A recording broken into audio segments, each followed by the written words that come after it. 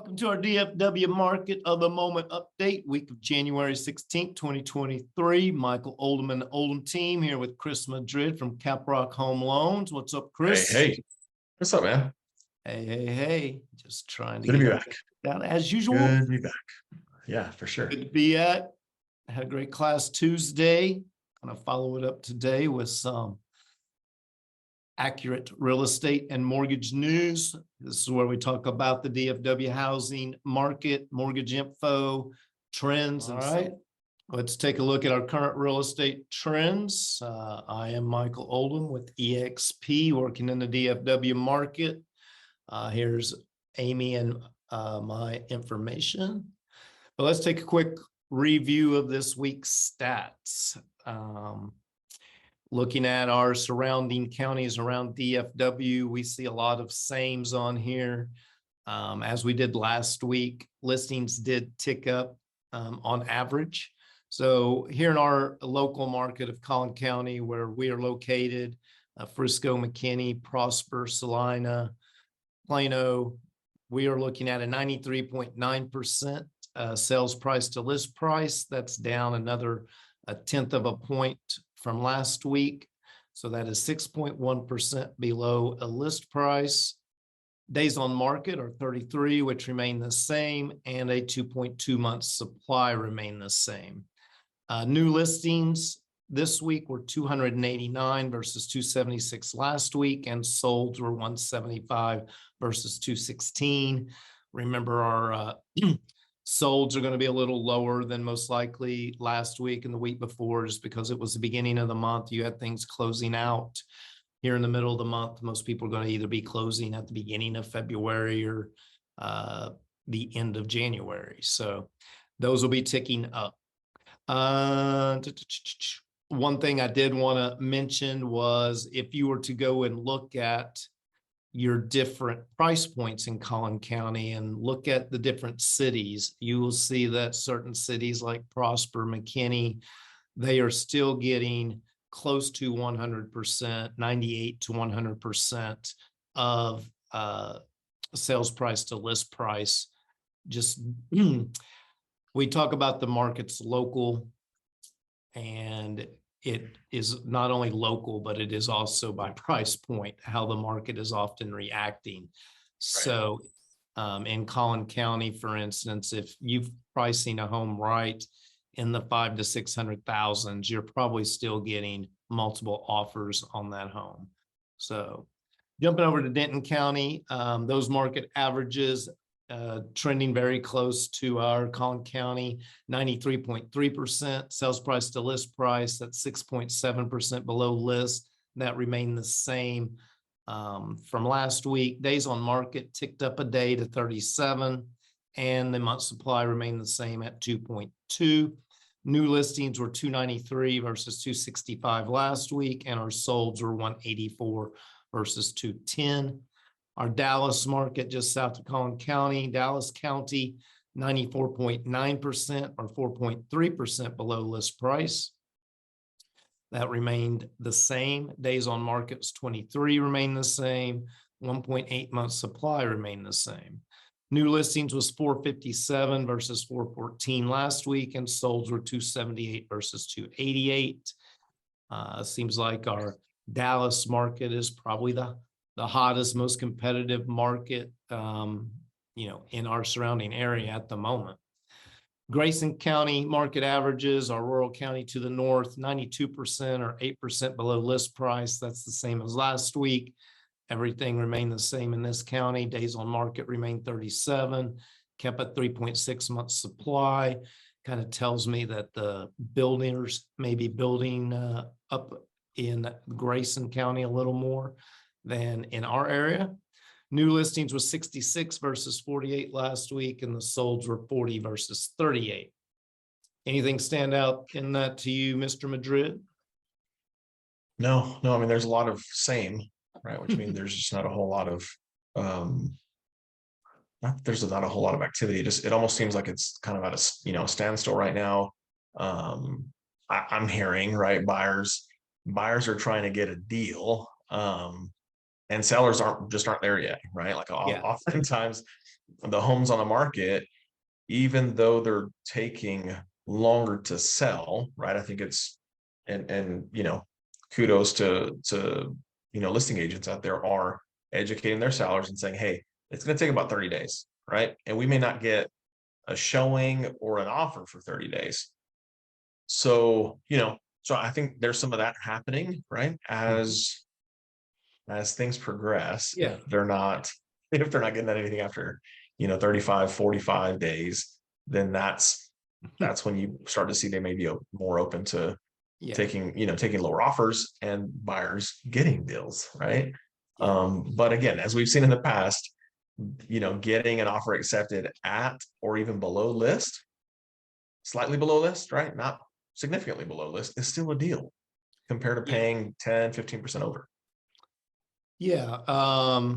And I have a story that directly relates to those days on market. I know an agent that had a listing in Fate, which I believe would be in our Rockwall County market here that we're getting ready to look at. Yeah. And the seller didn't have to sell. They priced it. And I literally think this thing has been on the market since June. So nearly 6 months it had been on the market. Refused to reduce the price and sold it for over asking after 6 months on the market.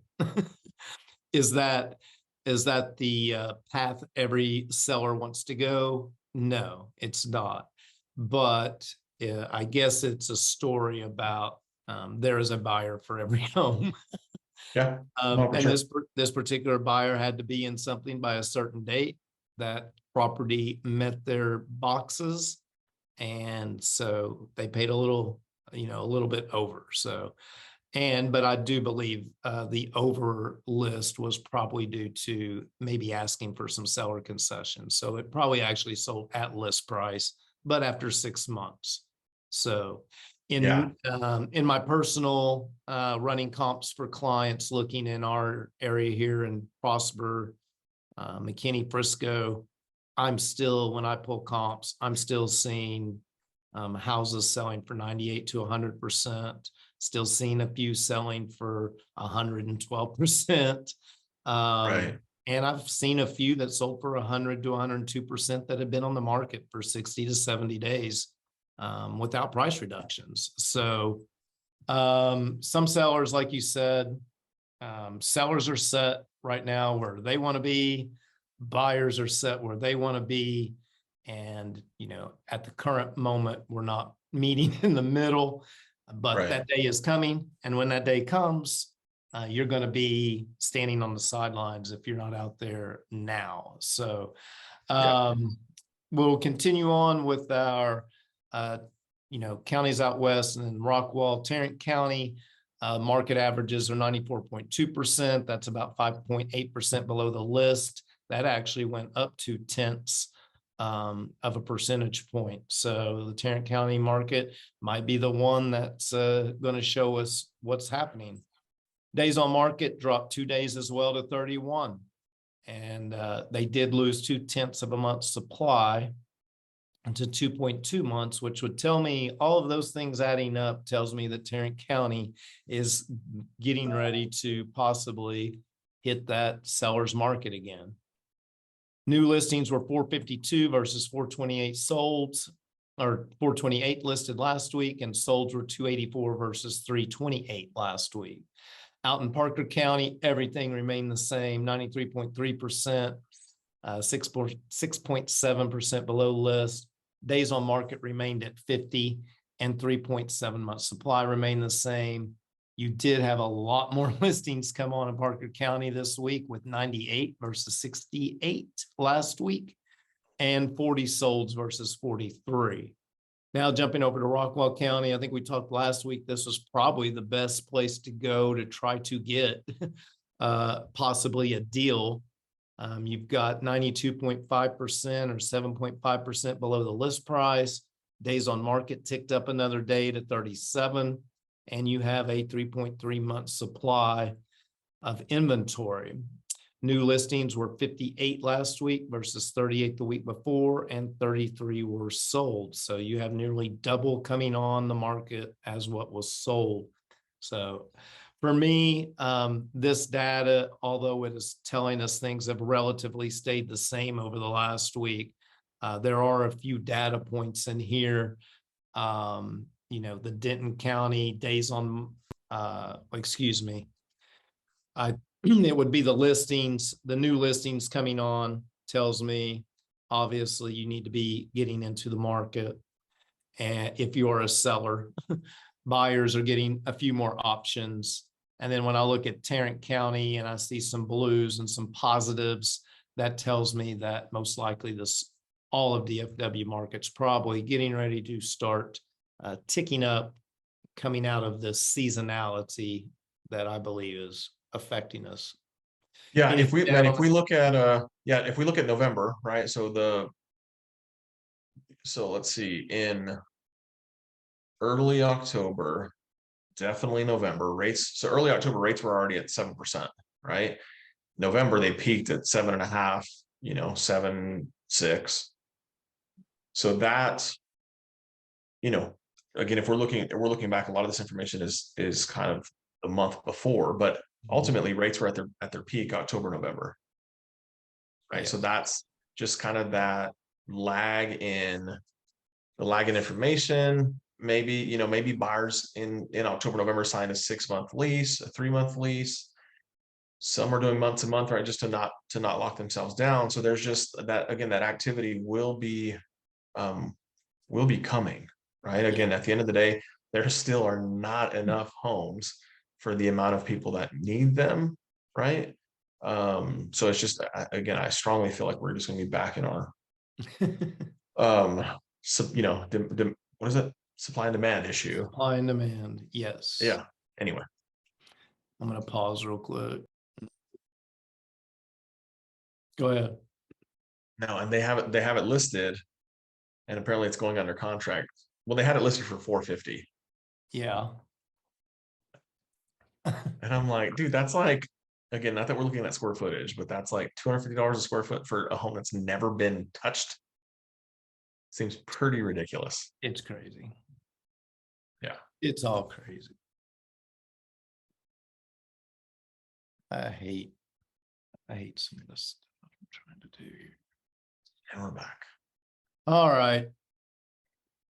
I'll cut out all that dead air when I get to this. So let's talk about what past recessions have told us about the housing market. You had mentioned recession earlier, a lot of talk about. Now we're getting out of inflation and that we are heading into a recession. So I just want to talk a little bit about, what that might look like for the housing market. We hear a lot of things about housing crashes, housing bubbles due to inflation and recession. But let's take a look at the data and, see what it really says. It doesn't matter, if you're someone who closely follows the economy or not, chances are you've heard whispers of an upcoming recession. I just wanted to share what the experts actually are saying. And Greg McBride, the chief financial analyst at Bankrate, he is saying that 2 in 3 economists are forecasting a recession in 2023. So 2 out of the 3 experts are forecasting a recession in 2023. That kind of gives me a good idea that most likely we are going to see some form of a recession. Another expert says this is not a replay of the Great American Housing Bubble. So as we talk about a potential recession grows, you may be wondering, what a recession could mean for the housing market. So I wanted to take a look at the historical data to show what happened in the real estate during previous recessions. So a recession doesn't necessarily mean falling prices. It doesn't necessarily mean a crash. If we take a look at this chart, this shows you, recessions dating back all the way to 1980 and what home prices did during those recessions. There's been about 6 recessions since 1980. And you can see in 4 out of the 6, home values went up and home pricing went up. To show that home prices don't fall every time there's a recession, it helps to look at this historical data. Home prices appreciated in 4 of these last 6 recessions. So historically, when the economy slows down, it doesn't mean that home values are necessarily going to fall. Another thing that's talked about is most people remember the housing crisis of 2008. I wasn't in the market at that time. Chris was in the market in 2008. And that would be the larger of these 2 red lines here, where we saw home prices drop by nearly 20%. But today's housing market isn't anything like it was 15 years ago. Here's some key variables in that last housing cycle compared to today. Job cuts. You had 8 million during that last housing cycle. I know we're hearing about some technology cuts and things today, but I don't think they rank anywhere up in the 8 million mark. I'm hearing of people laying off, a couple thousand, 1,500 people. Total jobs in our country was 138 million in 2008. Now we have 158 million jobs. Subprime loans were very prevalent, huge, as Chris would tell you, and this is a huge part of the housing crisis of 2008, where these next 2 to 3 things is what really caused that. So first, subprime loans were prevalent. People were getting loans that honestly, I don't think the LO, I think the LO knew they most likely weren't going to be able to pay that loan off. But when you're an LO, you do your job, you offer the programs that your office supplies you. So virtually no subprime loans now due to the mandates, laws, things that came down, processes. You do not get a loan today unless you show that you can pay that loan back. So also, I believe it was ARMS had a lot to do with those subprime loans.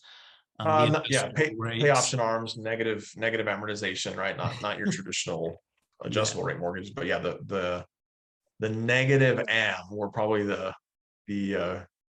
probably a key cause of that. Yeah. It's something we've talked about a lot. New construction over the previous 5 years leading into that crisis. So the 5 years leading into 2008, builders put 7.65 million homes on the ground.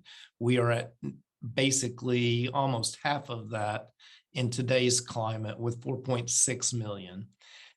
Inventory on the market in 2008, 3.8 to 4 million were on the market.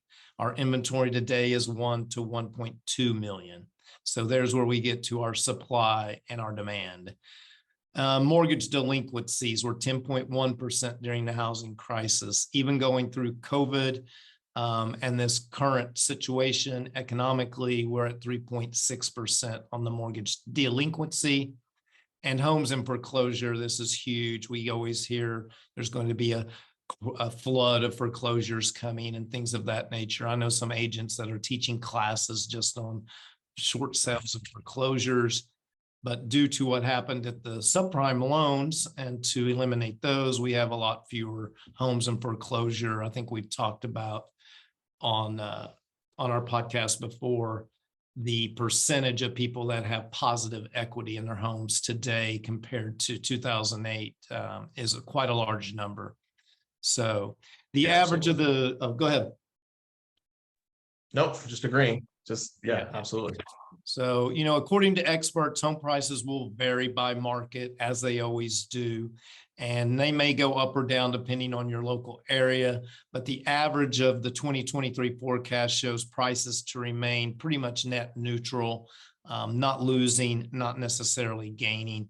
We've talked about in our DFW market, we're still expecting, probably a 3 to 5, maybe a tad more appreciation this year. So we've kind of shown you that recession does not mean falling home prices. What does a recession mean? And a recession generally means falling mortgage rates, which Chris can attest to. So research also helps paint the picture of how a recession could impact the cost of financing a home. So as this graph is going to show, historically, each time the economy slowed down, mortgage rates decreased. So when we looked at the last 6 recessions, as far as home pricing went, 4 out of those 6 were in a positive area. When you look at the mortgage rates, they all dropped in all recessions. And we've looked at these different types of numbers before as well, historically. But as far as an outlook on mortgage rates, Fortune magazine says over the past 5 recessions, mortgage rates have fallen an average of 1.8 percentage points from the peak seen during the recession to the trough. And in many cases, they continue to fall after the fact, as it takes some time to turn things around, even when the recession is technically over. There's always a 90-day delay in anything in the economy, getting the accurate information. Global CEOs, this is from the 2022 CEO Outlook from KPMG, one of your bigger accounting firms. Global CEOs see a mild and short recession, yet they are optimistic about a global economy over a 3-year horizon. And more than 8 out of 10 anticipate a recession over the next 12 months, with more than half expecting it to be mild and short.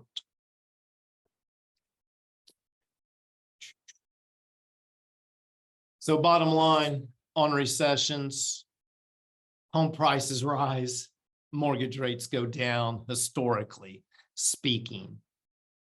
Yes.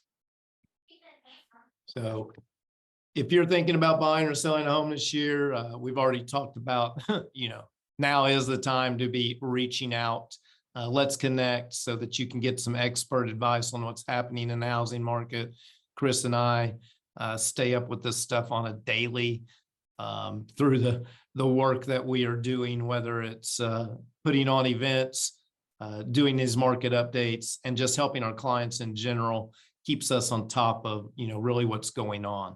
So get in touch with me. Let's talk about some home ownership goals. All right.